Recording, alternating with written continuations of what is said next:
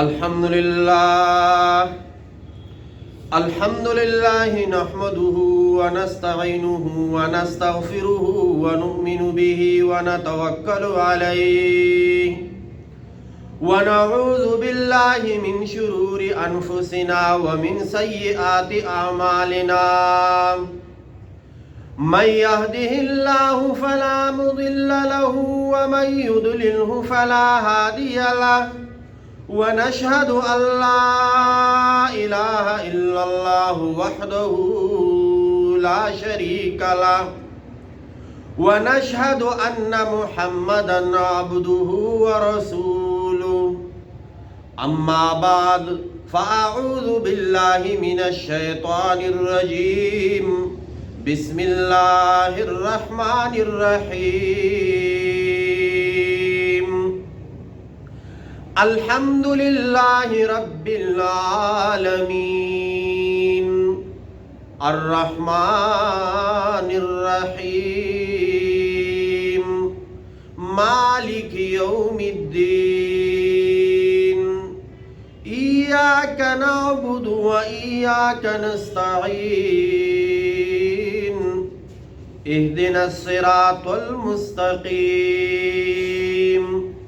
صراط الذين أنعمت عليهم غير المغضوب عليهم ولا الضالين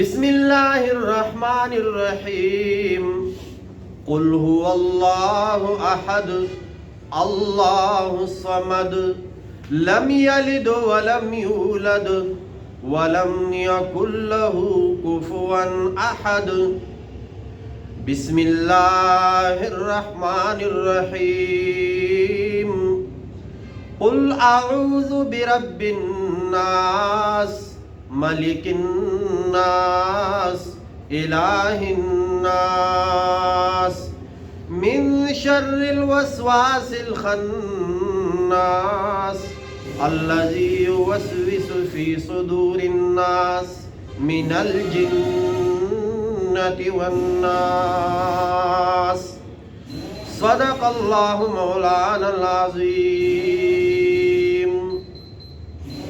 وعن أبي هريرة رضي الله عنه قال قال رسول الله صلى الله عليه وسلم كفى بالمرء كذبا أن يحدث بكل ما سمع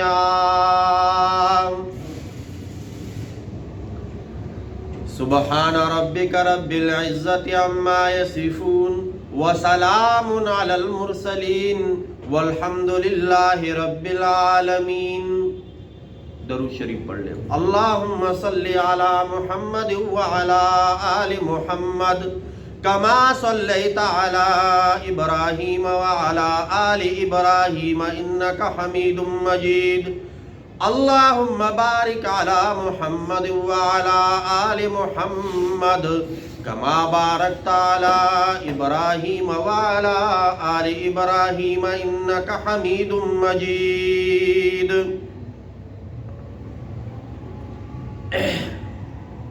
میں نے آپ حضرات کے سامنے سورۃ الفاتحہ کی تلاوت کی، سورۃ الاخلاص کی، سورۃ الناس کی، اور ایک حدیث نبی علیہ الصلوۃ والسلام مسلم شریف میں ہے، ابو ہریرہ رضی اللہ تعالیٰ عنہ سے روایت ہے، فرماتے ہیں کہ نبی علیہ الصلوۃ والسلام نے ارشاد فرمایا کفیٰ بالمرء کذبا ان یحدث بکل ما سمع، آدمی کے جھوٹا ہونے کے لیے اتنا ہی کافی ہے کہ وہ جو بھی سنے آگے سنائے، سنی سنائی بات آگے سنائے، کوئی تحقیق نہیں۔ اور اس کا انتخاب میں نے اس لیے کیا کہ پچھلے جمعے سعودی عرب میں جمعے کے دن خطبہ کو یہ خطبہ دیا گیا کہ وہ یہ خطبہ دے کہ تبلیغی جماعت یہ دہشت گرد جماعت، تبلیغی جماعت قبر پرستی کی دعوت دیتے ہیں، یہ شرک کی طرف لوگوں کو بلاتے ہیں۔ تو اس حدیث میں کیا آ رہا ہے کہ ایک آدمی کے جھوٹا ہونے کے لیے اتنا کافی ہے کہ وہ جو بھی سنے آگے بیان کرے۔ اب ان بیچاروں کا، ان کو کیا پتا، تبلیغ میں کبھی گئے نہیں، تو انہوں نے کیا کہنا شروع کر دیا کہ یہ لوگوں کو قبر پرستی کی طرف دعوت دیتے ہیں، نعوذ باللہ، جن کا کام کیا ہے کہ اللہ کے حکم سے سب کچھ ہوتا ہے، اللہ کے غیر سے کچھ نہیں ہوتا۔ اور یہ ترجمہ کس چیز کا ہے؟ لا الہ الا اللہ، لا الہ، کوئی معبود نہیں، کوئی خدا نہیں، کوئی رب نہیں، کوئی مالک نہیں، کوئی رازق نہیں۔ مالک اگر ہے تو کون ہے؟ الا اللہ، اللہ۔ خالق اگر ہے تو کون ہے؟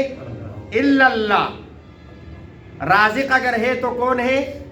الا اللہ۔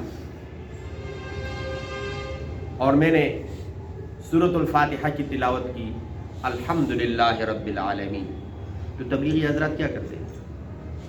لوگوں کو اس ذات کی طرف بلاتے ہیں جو تمام جہانوں کا رب، جو رحمان ہے اور رحیم ہے، جو قیامت والے دن کا مالک ہے۔ کون ہے وہ؟ سلسلہ نسب اس کا کیا ہے، شجر نسب کیا ہے؟ تو قل هو اللہ احد، اے پیارے محبوب فرما دیجئے کہ اللہ احد، واحد بھی نہیں، احد، واحد کا اسنان دو ہوتا ہے، احد کا کوئی دوسرا نہیں۔ اللہ الصمد، لم یلد، وہ ذات جو کسی سے پیدا نہیں ہوا، اور وہ ذات جس سے کوئی پیدا نہیں ہوا، اور اس کا کوئی برابر نہیں۔ اب دعوت کا کام اللہ، جو لوگ اللہ کی طرف بلاتے ہیں وہ تو ٹہرے دہشت گرد، وہ تو ٹہرے مشرک، وہ تو ٹہرے جاہل۔ لیکن اللہ معاف فرمائے، جو لوگ بلائے شراب خانوں کی طرف، جو لوگوں کو بلائے بڑی بڑی فلمیں کے افتتاح کی طرف، جو لوگوں کو بلائے فحاشی اور عریانی کی طرف، وہ کیا بنے، وہ کیا ٹہرے؟ ان کے بارے میں کوئی فتویٰ نہیں، ان کے بارے میں کوئی گفتگو نہیں۔ گفتگو ہے تو کن لوگوں کے بارے میں؟ جو کہتے کلمہ کا ترجمہ سیکھو، کلمے کے مطلب سمجھو، اور اس کلمے کے مطابق زندگی۔ کیا فرماتے ہیں لوگوں کو؟ لا الہ الا اللہ۔ اور یہ کنہوں نے کہا؟ یہ تو انبیاء نے کہا، قولوا لا الہ الا اللہ تفلحون۔ آدم علیہ السلام نے کیا کہا؟ لا الہ الا اللہ۔ نوح علیہ السلام نے کیا فرمایا؟ لا الہ الا اللہ۔ کتنے سال تبلیغ کی؟ 950 سال۔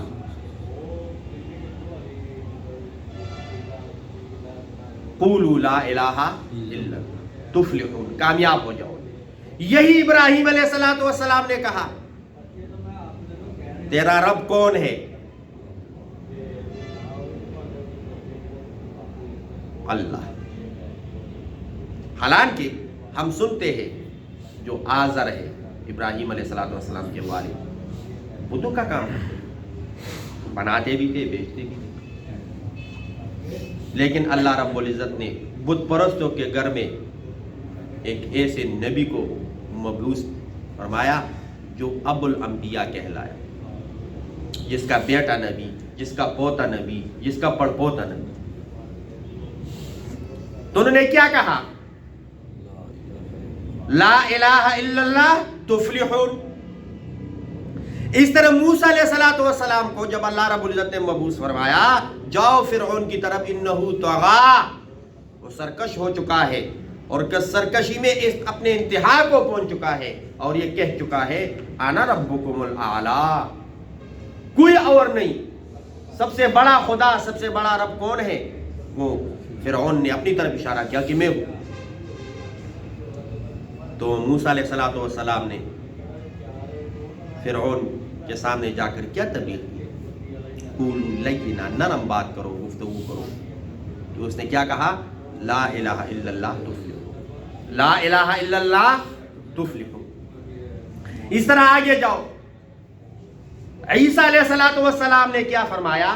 قال انی عبد اللہ آتانی الکتاب وجعلنی نبیا، کہ مجھے اللہ رب العزت نے نبی بنایا، مجھے کتاب انجیل کی صورت میں دیا، اور اس نے کبھی نہیں کہا کہ لوگوں میری عبادت کرو، لوگوں میری عبادت کرو، بلکہ کیا کہا؟ لا الہ الا اللہ، لا الہ الا اللہ، لا الہ الا اللہ۔ اور پھر آخر میں ختم نبوت کا دروازہ جس ہستی پہ بند ہو گیا، اب قیامت تک کوئی نبی نہیں آئے گا، اس ہستی نے کیا فرمایا؟ لا الہ الا اللہ، لا الہ الا اللہ۔ طائف میں گئے تو کیا کیا لوگوں نے سختیاں نہیں کی، ہم سنتے ہیں خطباء سے، علماء سے، دان مبارک، لیکن کیا کہا؟ لا الہ الا اللہ، لا الہ الا اللہ۔ بڑے بڑے سردار، منافقین، مشرکین، ان کو جو دعوت دی تو کس چیز کی دی؟ آ جاؤ اللہ کی طرف، آ جاؤ اللہ کی طرف۔ اب ہم یہاں ورکشاپ میں کام کرتے ہیں، دور نہیں جاتے، اسی ورکشاپ میں ایک ساتھی دوسرے ساتھی کو کہتے ہیں آ جاؤ نماز کا ٹائم، تو کیا وہ دہشت گرد ہے؟ وہ دہشت گردی کر رہے، وہ تو اتنا کہہ رہے آ جاؤ نماز کی طرف، یعنی کیا مطلب؟ آ جاؤ اللہ کی طرف۔ سارے دن ہم گفتگو کرتے ہیں دوستوں کے ساتھ، گپ شپ لگاتے، تو آ جاؤ تھوڑا سا کلام اللہ سے کر لیتے ہیں، تھوڑی سی گفتگو کس کے ساتھ کر لیتے ہیں؟ کون سے اللہ؟ جو تمام آسمانوں اور زمینوں کا خالق ہے، جو اس کے اندر ہے، ان کا مالک ہے، ان کو رزق پہنچانے والا ہے۔ سورج اپنے ٹائم پہ نکلتا ہے، اپنے ٹائم پہ غروب ہوتا ہے، اس طرح چاند، ستارے، یہ ہم درخت دیکھتے ہیں، نہریں، سمندر، اور سمندر کے اندر کتنے بڑے بڑے جانور، یہ جو مچھلیاں ہیں کتنے ٹنوں ان کا وزن ہے، لیکن ان کو رزق کون دیتا ہے؟ اللہ۔ آج کل تو مہنگائی نے ہمیں اتنے مارا ہوئے کہ ہماری جو سیلری ہے اس میں ہمارا گزارا نہیں ہوتا، تو ہم دوسرے کو کیا رزق دیں گے؟ بلکہ یہ تو اللہ رب العزت ارحم الراحمین ہے، واللہ خیر الرازقین ہے، وما من دابۃ فی الارض الا علی اللہ رزقھا۔ آدمی دنیا میں بعد میں آتا ہے، اس کا رزق اللہ رب العزت پہلے پہنچا دیتا ہے۔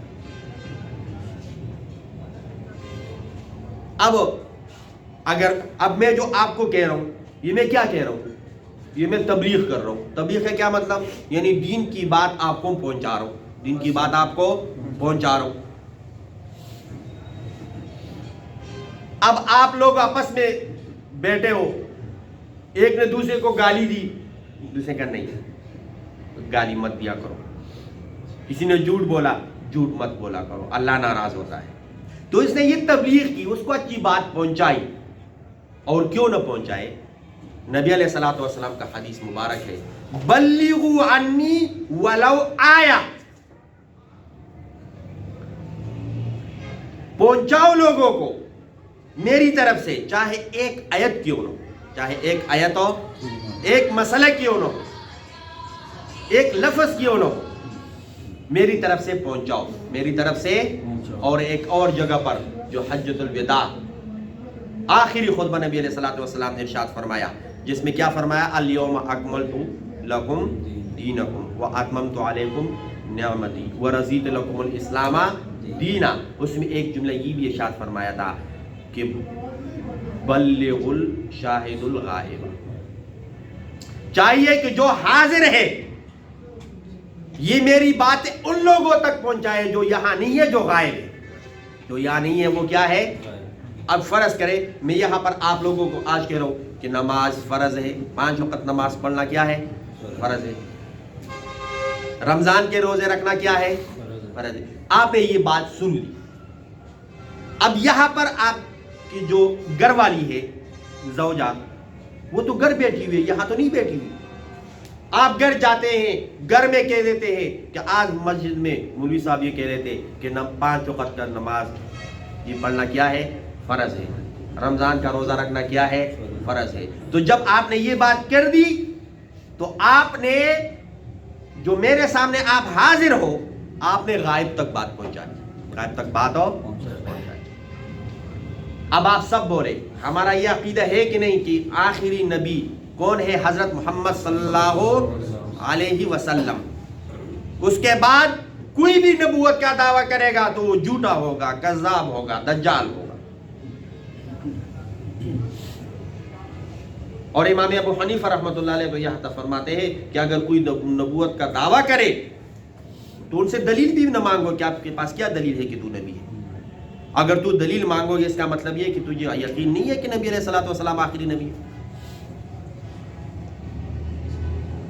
تو جب ہمارا یہ عقیدہ ہے اور صحابہ نے نبی علیہ الصلوۃ والسلام نے صحابہ کو جو دین دیا ان نے لوگوں تک پہنچایا، لوگوں تک پہنچایا. اب میں بخاری شریف پڑھ رہا ہوں، مسلم شریف پڑھ رہا ہوں، قرآن مجید پڑھ رہا ہوں، مجھے ایک مسئلہ سمجھ آ گیا، میں کسی کو نہیں بتاتا اور مجھے پتہ ہے کہ یہ میرے سامنے والا جو بھائی ہے یہ جان بوجھ کر یہ غلطی نہیں کر رہا، لیکن اس کو نہیں پتا، اس کے پاس اس مسئلے کا علم نہیں ہے، میں نہیں بتاتا. تو اب اس میں مجرم کون ہے؟ نہ بتانے والا. اس بیچارے کو پتہ نہیں، میں بتاتا نہیں. وہ گناہگار نہیں ہے اور میں گناہگار ہوں کیونکہ مجھے مسئلے کا پتہ ہے اور میں نہیں بتا رہا. مجھے پتہ ہے کہ اس بندے کا جو رشتہ ماں باپ کرا رہے کسی کی لڑکی کے ساتھ وہ اس کی بہن ہے، اس کے ساتھ اکٹھا دودھ پیا ہے، نکاح ہو ہی نہیں سکتا، لیکن میں چپ کر کے بیٹھ جاتا ہوں، میں نہیں کہتا. اب ان کا نکاح ہو جاتا ہے، وہ آگے بچے پیدا ہو جاتے ہیں، ان کا تو گناہ نہیں ہے، کیوں؟ ان کو مسئلے کا پتہ ہی نہیں. تو وہ سارا گناہ پھر جس کو پتہ ہے نہیں بتاتا اس کے اوپر. اب میں اگر نہیں بتاتا تو میں کیا گناہگار، مجرم، آگے وہ جتنے بھی گناہ کر رہے ہیں اس کا سارے ذمہ دار میں. اگر مجرم ہو گیا نا نہیں بتاتا. اگر بتاتا ہوں تو سعودی عرب کے نظروں میں میں دہشت گرد، سعودی عرب کے نظروں میں میں کیا بن گیا. تو اب کیا کریں بتائیں؟ وہ تو وہی لطیفہ ہو گیا نا، ایک بچے کو والد صاحب مار رہے تھے تو وہ دوڑ پڑا، تو پیچھے والد صاحب بھی دوڑ پڑا اور پتھر اٹھایا. کہتے ہیں اگر رکتے ہو تو تپڑ مارتا ہوں، بھاگو گے تو پتھر مارتا ہوں. اب وہ بھی حیران ہو گیا کہ میں کیا کروں، دوڑتا ہوں پھر بھی خیر نہیں، رکتا ہوں پھر بھی خیر نہیں. تو ہم بتاتے تو سعودی عرب کے مجرم بن گئے، نہیں بتاتے تو اللہ کے مجرم بن گئے. اب سمجھ نہیں آ رہی. 40 سال پہلے اس طرح ایک کام کیا تھا انہوں نے، قبرستان میں خطبے وغیرہ لگے تھے وہ اکال دیے سارے، اور پھر سارے اکٹھے ہو گئے تھے کہ گنبد خضرا جو ہے اس کو بھی گرا دیا جائے. گنبد خضرا اس کو بھی کیا جائے. کیوں؟ لوگ شرک کریں گے اس کو دیکھ کر. تو وہاں انٹیلیجنس والے نے رپورٹ دے دیا کہ آپ ایسا کریں، پوری دنیا کے علماء کو اکٹھا کرے اور ان کو اعتماد میں لے، پھر گرائے تو کوئی کچھ نہیں کر سکے گا کیونکہ پوری دنیا کے علماء موجود ہوں گے. انہوں نے ایسا کیا. پاکستان سے بھی گئے، ہندوستان سے بھی گئے، بنگلہ دیش اور یہ جتنے بھی بڑے بڑے ممالک کے بڑے بڑے علماء گئے. تو پہلا جھنڈا پاکستان کا کس نے لہرایا؟ مولانا شبیر احمد عثمانی رحمت اللہ علیہ نے. اس نے وہاں پر ایک تقریر کی اور ایسی تقریر کی کہ بادشاہوں کو کچھ سمجھ نہ آئے کہ اب اس کا کیا جواب دے، اب اس کا کیا جواب دے؟ باقی سب چیزیں رہ گئی، گنبد خضرا اس کے پیچھے پڑ گئے. اور ایسے دلائل دیجیے کہ شریعت میں اس کی گنجائش ہے، شریعت میں اس کی گنجائش ہے.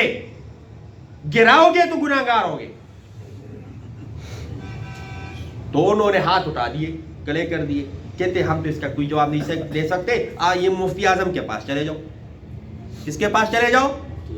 تو دوسری جو نشست تھی وہ مفتی اعظم کے سامنے ہوئی، اور مفتی اعظم کے سامنے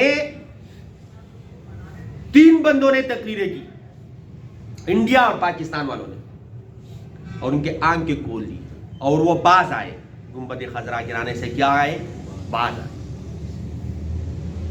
تو یہ بہت بڑی سازش تھی جو اللہ رب العزت نے پاکستان اور انڈیا اور بنگلہ دیش، یہ جو مشترکہ ہندوستان تھا، ان کے علماء کی وجہ سے ناکام بنا. آج پھر پتہ نہیں کون سے لوگوں نے کانوں میں کیا کر دی، بات ڈال دی کہ یہ دہشت گرد ہے، یہ مشرک ہے قبروں کی. اب احادیث بڑی پڑی ہے کہ قبروں کی زیارت کیا کرو، اس سے موت یاد آ جاتی ہے. ہم بزرگوں کی قبروں پہ جاتے ہیں. یہ اب داتا گنج بخش جو باٹی دربار مشہور ہے، وہاں پر ہم جاتے ہیں. ہم کیا کہتے ہیں؟ بابا جی مجھے بیٹا دے. نہیں، یہ اتنا اللہ والا بندہ، یا اللہ ہم گناہگار بندے، اس کا وسیلہ دیتے ہیں ہماری بگڑی بنا دے. تو اب ان کے ہاں کوئی بگڑی ہوتی نہیں ہے تو اس کے ہم ذمہ دار ہم ہیں، یا وہ جو احادیث بڑی پڑی ہے زیادہ قبور، بخاری شریف، مسلم شریف، وہ نکال دے کتابوں سے.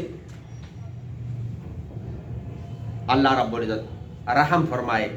وہ ایک نا کسی نے سوال کیا دوسرے سے، بتاؤ یہ جو شیر ہے یہ انڈے دیتے ہیں کہ بچے دیتے ہیں؟ انڈے دیتے ہیں کہ؟ اس کو پتا تھا کہ میں کہوں گا بچے دیتے ہیں پھر بھی مجھے مار پڑنی ہے، میں کہوں گا انڈے تو پھر بھی مار پڑنی ہے. تو اس نے کہا وہ جنگل کا بادشاہ ہے، چاہے بچے دے دے چاہے انڈے دے دے. تو اب یہ بھی بادشاہ لوگ ہیں نا، وہ بھی بادشاہ ہے. جس نے کان میں کوئی بات ڈال دی بس وہ مشرک ہو گیا، جس خود پتہ ہی نہیں کہ بزرگان دین کیا ہے، ائمہ دین کیا ہے. ہاں یہ پتہ ہے کہ کتنا بڑا سنیما بنانا ہے، ان میں کتنے شراب رکھنے ہیں، کتنی بڑے بڑے ایکٹر بلانے ہیں، ان کو وہاں پر نچوانا ہے اور پوری دنیا کے سامنے. ہاں یہ ان کو پتہ ہے. نہیں پتا تو قرآن اور حدیث کا نہیں پتا.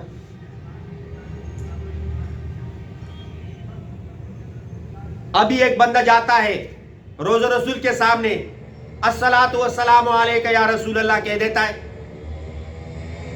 مشرک ہو گیا، اس نے شرک کر دی. اللہ معاف فرمائے. پتہ نہیں کون سے اس نے کانوں میں کیا بات ڈال دی ہے، ہمیں سمجھ نہیں آ رہی. لیکن ہم بھی انشاءاللہ کوشش کریں گے کہ جنہوں نے یہ بات کہی ہے ان کو بھی بتائیں گے کہ یہ شرک نہیں ہے، اور وہ خود بھی یہ کام کریں گے، وہ خود بھی یہ کام کریں گے انشاءاللہ. ارادہ ہے نا انشاءاللہ. ہم یہاں پر یہ دعا کرو کہ ہم ایسے ملک میں رہ رہے کہ جس کے دل میں جو چاہتا ہے کر نہیں سکتا تو کہہ تو دیتا ہے. اب یہ شکر ہے کہ ہم سعودی عرب کے علماء میں سے نہیں، ہم پاکستان کے منبر پر بیٹھے ہوئے آزاد اپنی بات کرتے ہیں. وہ بیچارے ان کو تو جو خطبہ دیا جاتا ہے یہ پڑھنا ہے، وہ طوطے کی طرح اخبار جس طرح ہم پڑھتے ہیں نا، آگے بیچ میں آ گیا وہ کافر ہے، ہاں وہ کافر ہے، وہ مسلمان ہے، ہاں وہ مسلمان ہے. پتہ نہیں کیا لکھا ہوا ہے، بس جو لکھا ہوا ہے وہ پڑھنا ہے. تو اللہ رب العزت ہماری حفاظت فرمائے. شرک کس کو کہتے ہیں؟ کہ اللہ رب العزت کے ذات یا اس کے صفات میں کسی کو اس کے ساتھ شریک بنائے. اللہ رب العزت ایک ذات واحد لا شریک ہے.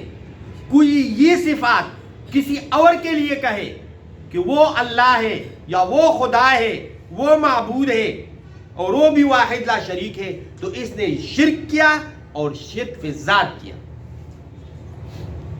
اور ایک ہے شرک فی الصفات کہ موت دینے والا کون ہے؟ اللہ. زندگی دینے والا کون ہے؟ اللہ. کسی کو گورا بنائے، کسی کو کالا بنائے، کسی کو مرد بنائے، کسی کو عورت بنائے، والدین کو، میاں بیوی کو بچے دے یا نہ دے، سارے بیٹے دے، ساری بیٹیاں دے، یہ تمام کرنے والے کون ہیں؟ اللہ. اونچے بولو نا ذرا، اونچے وہاں سے. سعودی عرب تو نہیں ہے، اللہ. تو اللہ رب العزت ان کو بھی ہدایت نصیب فرمائے، ہمیں بھی ہدایت نصیب فرمائے کہ ہم توحید پہ، وہ ایک شعر ہے کہ ہم تو محبت میں بھی توحید کے قائل ہیں. ہم تو محبت میں بھی ایک ہی شخص کو محبوب بنا رکھا ہے. تو ہمارے پاکستان والے تو ایسے شاعر ہیں، وہ تو محبت میں بھی توحید کرتے. اور یہ کہ ہم اللہ رب العزت کی ذات میں نعوذ باللہ کوئی یہ کہے کہ وہ فلاں قبر والا ہمیں دے دیتا ہے، یا ہم آپ کو کہے کہ آ جاؤ سب قبرستان میں قبروں کو سجدے شروع کر دو. کبھی اس طرح تو کہا نہیں ہے نا میں نے. اور اللہ کرے کہ مجھے توفیق بھی ایسی نہ ہو کہ میں آئندہ کوئی ایسی بات کروں. تو جمعہ کا بابرکت دن ہے، جمعے کی نماز ابھی ہم پڑھنے والے ہیں. اس کے بعد دعا کریں کہ یہ جو بھی حالات پیدا کرنے کی کوشش کی جا رہی ہے، اللہ ان سازشوں کو ناکام بنا دے، اور ان تمام چیزوں سے سعودی عرب کو، وہاں پر سعودی والوں کے ساتھ ہم کیوں محبت کرتے ہیں؟ صرف اس وجہ سے کہ وہاں پر مکہ اور مدینہ ہے، یا اس وجہ سے کہ انبیاء کی سرزمین ہے. باقی ان کے جو اللہ معاف فرمائے حالات ہیں، بڑے ظالم ہیں، ورکروں کے اوپر جتنا ظلم کرتے ہیں. لیکن اللہ رب العزت مہربان ذات ہے، ارحم الراحمین ذات ہے. دل کے اندر بات ڈالنے والا کون ہے؟ اللہ. ہاں، انہی کے دلوں میں یہ بات اللہ رب العزت ہی ڈالیں گے. اور یہ جو بات انہوں نے کی ہے کہ یہاں پر شرک ہو رہا ہے، کوئی قبر پرستی ہو رہی ہے، اور ہم سارے بیٹھ کر قبروں کی طرف لوگوں کو بلاتے ہیں. ہاں، ہم یہ کرتے ہیں کہ جو لوگ اللہ کے نہیں مانتے، جو لوگ اللہ کی طرف نہیں آتے، آ جاؤ مسجد میں، آ جاؤ اللہ کی طرف، اور اپنا رابطہ، اپنا تعلق کس کے ساتھ جوڑو؟ اللہ کے ساتھ. یہ کوئی بھی ہو، اب میں دوبارہ کہ دیوبندی ہو، بریلوی ہو، اہل حدیث ہو، کوئی بھی ہو، وہ اگر یہ کہے آ جاؤ نماز کی طرف تو آ جاؤ، وہ کہے قرآن مجید کی تلاوت کرو تو کرو. لیکن کوئی بھی، جو میں نے آپ کو بتایا، کوئی بھی فرقہ، کوئی بھی مسلک، کوئی بھی جماعت ایسا نہیں جنہوں نے یہ کہا ہو کہ آ جاؤ ہم جاتے ہیں میانی صاحب قبرستان میں، اور وہاں پر ہم 100 بندے ہیں تو 100 قبروں کو سجل شروع کر دیں گے. پتہ نہیں کون سے جاہل قوم ہے. ہاں، یہ ہم کر سکتے ہیں کہ اگر کوئی جہالت میں ہے تو ہم انبیاء والا کام کریں گے. قرآن مجید میں ہے نا کہ انبیاء نے کیا کیا؟ لوگوں کو جاہلیت سے اٹھا کر ہدایت کی طرف لے آئے، لوگوں کو اندھیروں سے نکال کر روشنی کی طرف، یخرجہم من الظلمات الی النور، اندھیروں سے نکال کر کس طرف لے آئے؟ تو انبیاء تو ابھی نہیں ہے، تو انبیاء والا کام ہم کریں گے. اور کیسے کریں گے؟ کہ اگر کوئی ظلم کرتا ہے تو ہم کہیں گے یہ ظلم ہے، اگر کوئی عدل کرتا ہے تو ہم کہیں گے یہ عدل ہے. ہم دن کو دن کہیں گے، رات کو رات کہیں گے، ہم صحیح کو صحیح کہیں گے، غلط کو غلط کہیں گے. اور انشاءاللہ ہمیں جو بھی توفیق اللہ رب العزت دیتے ہیں، ہم نیک اعمال کرتے رہیں گے. ارادہ ہے انشاءاللہ. جس کا ہے ہاتھ اٹھائے، اور جنہوں نے سنتیں نہیں پڑھی وہ سنتیں پڑھ لیں.